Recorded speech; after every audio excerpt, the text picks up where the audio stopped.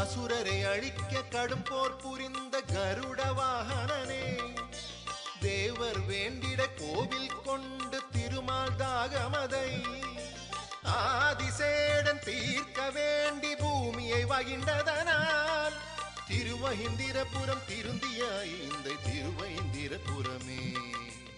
ஐந்தை எனும் தலமே வைணவ திவ்ய தேசஸ்தலமே 108 ஸ்ரீமதி ராமானுஜாய நமயன